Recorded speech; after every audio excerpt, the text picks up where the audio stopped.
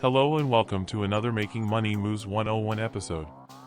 Sam Bankman-Fried latest news agreed to extradition to the United States for chaotic hearing. Here are the latest news highlights, and if you want to keep up with this story, don't forget to subscribe. Sam Bankman-Fried has just agreed to his extradition to the United States to face charges related to the collapse of his crypto exchange. This is from the New York Times, quoting one of Bankman-Fried's local lawyers in the Bahamas. And it comes after a chaotic day that had the disgraced former crypto king being shuttled between a Bahamas court and prison. So here's the deal. SBF, as he's known, was expected to agree to extradition this morning. He showed up in court briefly at an appearance that his own lawyer didn't even think he'd be at, and that the judge ended up calling a waste of time. Instead, SBF demanded to see the indictment against him. He was then returned to prison, back to jail.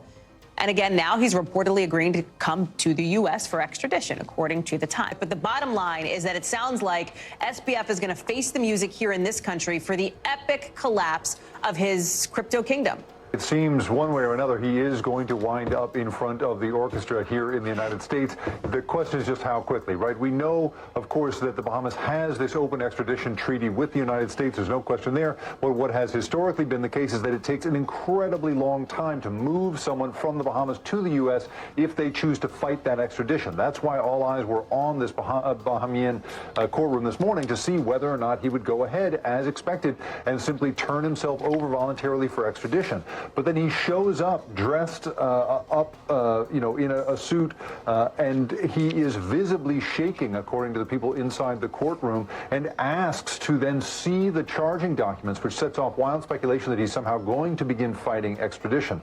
As you mentioned, his attorney, according to an NBC producer who was in the room, did not expect him there and was surprised that he would ask to see this charging document. And then we wind up with the New York Times reporting, which now says he went back to the Bahamian jail. He was then brought back into court, or at least communicated with the court, and in that case he now has agreed to extradition. And in the words of a local defense lawyer, he was defying, quote, the strongest possible legal advice. Again, he's facing the music in the United States. We know that's going to happen, but these erratic moves we've seen ever since he was arrested are continuing today, Hallie. Jake, we talked about the next steps here. What else do we know about what's happening behind the scenes as it relates to SBF and this really sort of dramatic moment here?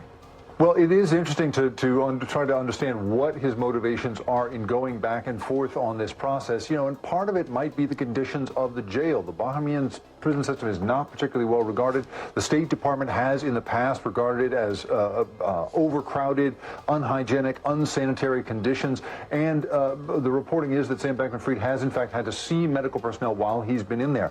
Maybe he's just tired of the jail in the Bahamas and wants to be back in an American facility as quick as he can. It's really not clear, but at this point we are just smacking our head hour by hour as we watch this thing twist and turn towards extradition, Alley. Let us know in the comment section what you think is going to happen, and remember, don't forget to subscribe for more upcoming videos. Thanks for watching, and see you on the next one.